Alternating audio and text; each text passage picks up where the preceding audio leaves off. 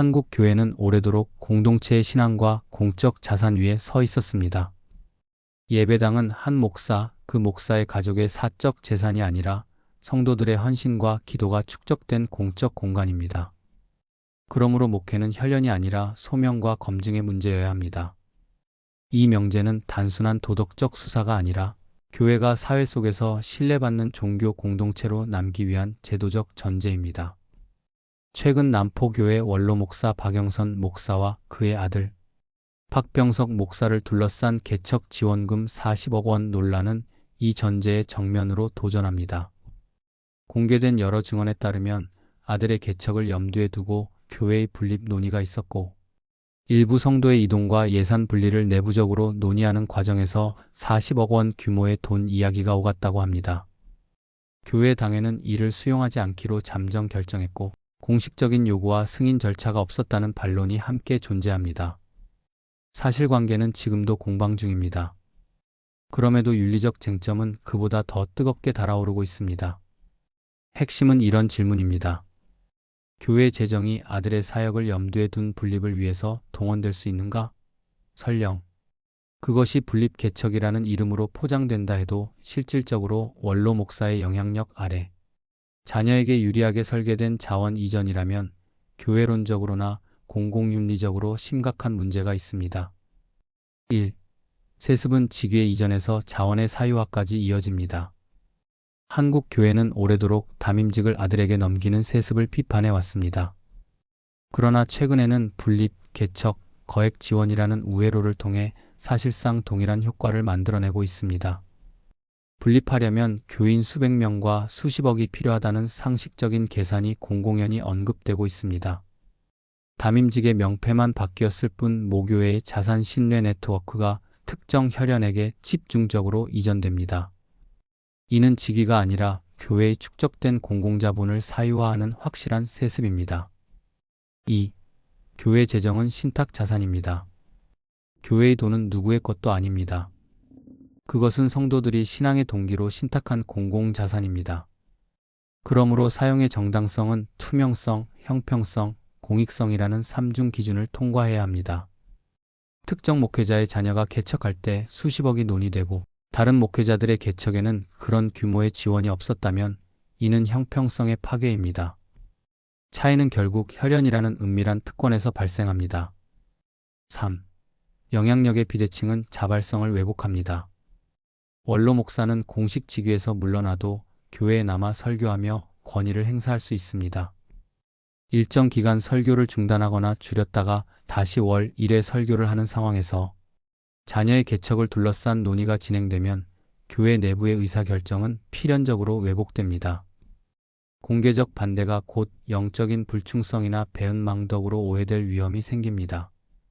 당회의 불수용 결정이 제도적 건강성을 보여주었다 해도 그 논의가 있었다는 것 자체가 이미 권력적 비대칭의 압력 아래 교회가 있음을 나타냅니다.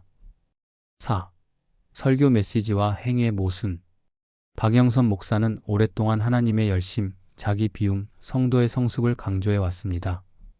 많은 이들이 그의 설교와 책으로 신앙의 뼈대를 세웠습니다. 바로 이 지점에서 이번 논란은 더 깊은 상처를 남깁니다. 자기 비움을 설교한 지도자가 교회의 공공자본을 거론하며 자녀의 안정적 출발을 바란다는 것은 모순입니다. 신앙은 말이 아니라 실천과 행위, 구조와 선택으로 증명되기 때문입니다. 5. 불법은 아니더라도 부당한 일입니다. 절차상 요구가 없었고 당회도 승인하지 않았다는 반론이 있습니다. 그렇다면 형식적 불법은 없을 수 있습니다. 그러나 교회의 윤리는 법률의 최저선이 아니라 성서를 기초로 한 공동체의 최고선을 향합니다. 할 수 있느냐가 아니라 해도 되느냐의 문제입니다. 수십억의 공공재를 특정 가족을 위해 쓸 수 있다는 상상 자체가 개신교 공동체의 정의를 침식합니다. 두 개의 시선, 그리고 한국 교회의 자기기만. 지금 교회 안에는 분명히 두 진영이 존재합니다. 한쪽은 박영선 목사님의 평생의 신학과 업적을 기억하며 이번 논란 역시 인간적 한계 속에서 해석해야 한다고 말합니다. 절차적 위법이 확인되지 않았고 당회가 제동을 걸었으니 더 이상의 단죄는 과하다는 입장입니다. 다른 한쪽은 이번 사건을 세습 구조와 교회 자산의 사유화가 낳은 결과론적 파열로 봅니다. 거액의 공공자본이 혈연의 사역 이전에 동원될 수 있다는 생각 자체가 이미 교회의 타락과 붕괴라는 판단입니다. 이 비판의 흐름에는 이미 세습을 완성한 명성교회를 둘러싼 또 하나의 불편한 장면이 겹쳐집니다. 김관성 목사라는 분이 명성교회에 가서 사실상 세습한 교회에 우호적인 설교를 했고 이후 그것이 부적절한 신호였음을 스스로 인정한 바 있습니다. 이는 개인의 실수로만 볼 수 없습니다. 김관성 목사는 이번 박영선 목사 사건을 여실히 비판합니다. 그러나 비판할 자격을 가진 이들조차 권력 앞에서 흔들리는 한국 교회의 구조적 취약성이 드러납니다.